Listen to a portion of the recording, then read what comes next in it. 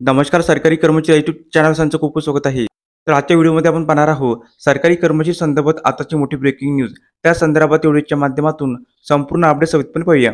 Unified pension योजनाबाबत राज्यसभेत विचारण्यात आलेल्या अतारांकित प्रश्न क्रमांक 1382 ला सरकारकडून स्पष्टीकरणात्मक उत्तर देण्यात आलेले आहे. राज्यसभेचे सदस्य जावेद अली खान यांनी सदर अतारांकित प्रश्न उपस्थित केला होता.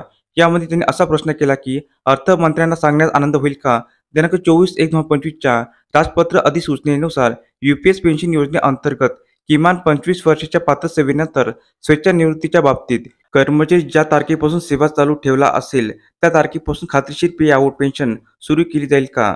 तसे असल्यास त्यांचा तपशील काय ते तर्क तसेच जुनी पेन्शन योजना व नवीन पेन्शन योजनेच्या बाबतीत स्वेच्छानिवृत्ती उपदान अंतर्गत स्वीकार्य आहे का? तसे असल्यास त्यांचा तपशील काय व नसल्यास त्यांची कारणे काय नमूद करावी असा प्रश्न राज्यसभेत सदस्य श्री जावेद अली खान यांनी अर्थमंत्र्यांना अतारांकित प्रश्न उपस्थित केला. यावर अर्थ तथा वित्त राज्यमंत्री पंकज चौधरी यांनी पुढील प्रमाणे स्पष्टीकरण दिले आहे. वरील प्रश्न अनुसरून असे उत्तर दिले की राष्ट्रीय पेन्शन योजनेअंतर्गत समाविष्ट असलेल्या केंद्र सरकारच्या कर्मचाऱ्यांसाठी राष्ट्रीय पेन्शन प्रणाली अंतर्गत पर्याय म्हणून दिनांक 24/1/25च्या अधिसूचनेद्वारे युनिफाईड पेन्शन योजना सुरू करण्यात आली आहे. सदर पेन्शन योजना एक निधी आधारित प्रणाली असल्याने कर्मचाऱ्यांना खात्रीशीर पे आउटसाठी लागू होण्यासाठी कर्मचारी व नियोक्ता यांचे योगदान नियमित तसेच वेळेवर जमा करणे तसेच गुंतवणुकीवर अवलंबून आहे.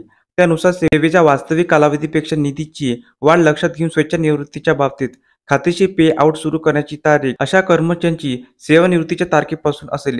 यामुळे जर सेवेचा कालावधी सेवानिवृत्तीपर्यंत चालू राहणे आवश्यक असेल, यामुळे स्वेच्छानिवृत्तीनंतर यूपीएस पेन्शन योजनेअंतर्गत खात्रीशीर पेन्शनचा लाभ मिळणार नसल्याचे स्पष्ट होते. तसेच राष्ट्रीय पेन्शन योजनेअंतर्गत यूपीएस हा पर्याय असल्याने पेन्शन व पेन्शनर्स कल्याण विभागाद्वारे अधिसूचित केंद्रीय नागरी सेवा नियम 2021 नुसार सेवानिवृत्ती उपदान देय राहील असे नमूद करण्यात आलेले आहे. धन्यवाद.